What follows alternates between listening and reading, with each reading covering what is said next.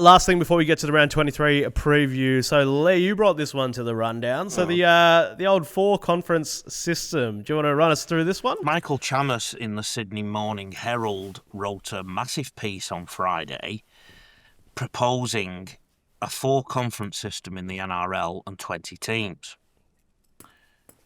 It basically works like this. There's an Eastern, Northern, Southern and Western Conference.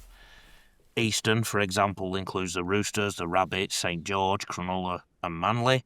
Western, Parramatta, Penrith, Canterbury, West Tigers and Perth Bears are in there too.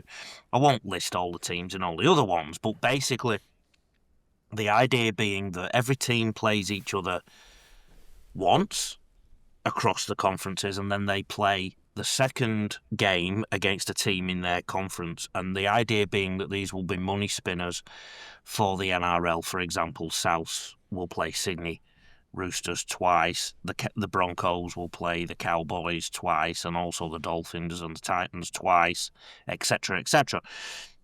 And then a 10-team final series. I won't go into detail about that, but the idea is that at the same time as reducing player workload, which myself and Chris support,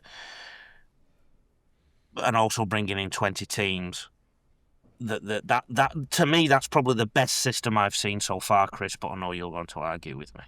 Well, I think we keep it simple. Rugby league is, in essence, a simple game. If you have 20 teams and you want to reduce player workload, you say, right, everyone plays everyone once. There's 19 games, and there is a fair, balanced draw. And if Canberra play Brisbane at Suncorp Stadium this year, Canberra play Brisbane at GIO Stadium next year, and it just becomes an alternating system. It also means that you could, for instance, I don't know, heaven forbid, turn State of Origin into 3 weekend carnivals. So have one after round 6, one after round 9, one after round 12, picking numbers out of the hat there.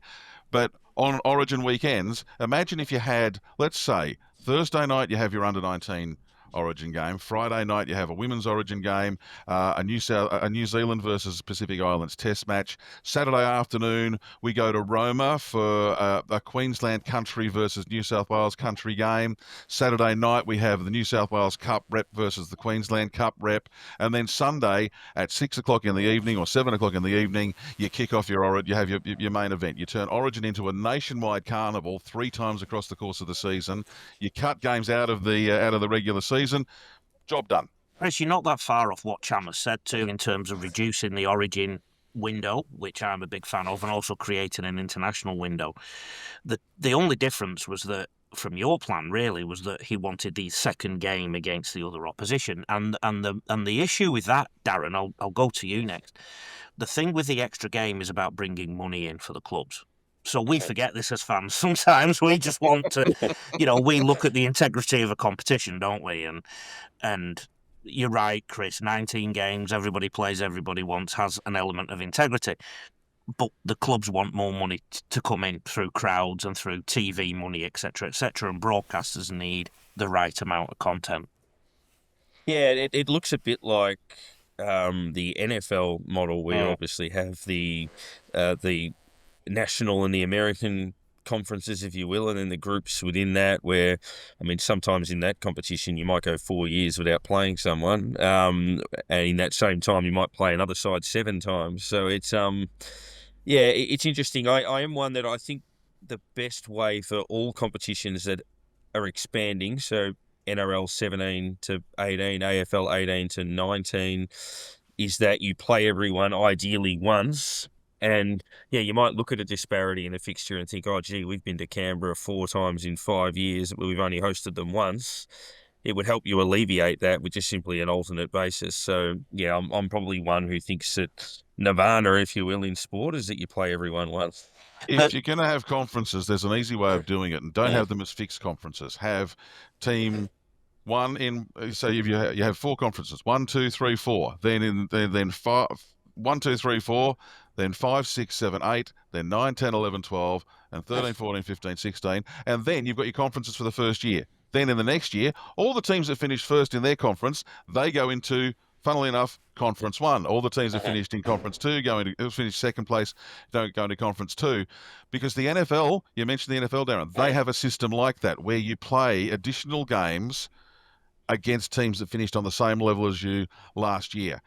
I wouldn't have a problem with that. It would also give the NRL their seemingly much desired wildcard games as well. So I just don't think that the geographic thing winds up being fair. I get that it'd be great to have St George play Souths twice every season. I get that every year it would be great to have Brisbane play the Gold Coast or Brisbane play the Dolphins twice every season. But at the same time, it's not necessarily a fair. It's not as fair a system as it could be. Money talks, though, doesn't it? Unfortunately, it does. Yeah. And I think Phoenix would like a New Zealand conference because the Warriors would win that every year, and Chris, you'd like an ACT conference, and Darren would like a Victoria conference. Melbourne every year. I guess that the one question I would have more broadly: do we think it's possible to ever make the fixture completely fair, or is it just can we just make it as fair as we possibly can? That's why they expand the final series to alleviate this problem. Yeah. And that's, I mean, you got variables where clearly like the Warriors, the Raiders, the Storm, and soon Perth are going to travel more than everyone else. That's undeniable. The Queensland teams are going to travel a little bit more than the New South Wales teams. So there's always disparities. It's just how do you alleviate Peter that Volandis is marketing rugby league like Donald Trump markets America. Make rugby league great again. In the 90s, you had 20 teams for a while. You had more than one game on any given day in Sydney. You had every grade playing. That's starting to happen more and more again. You also had an Ashes series. And that's exactly how Peter Volandis is marketing the game. All right, I'm going to wrap up this conversation because I feel like we need to do a whole other podcast on ways that we can fix the fixture and the draw and the conference systems. But that is a great discussion. There's lots of things to take out from there. So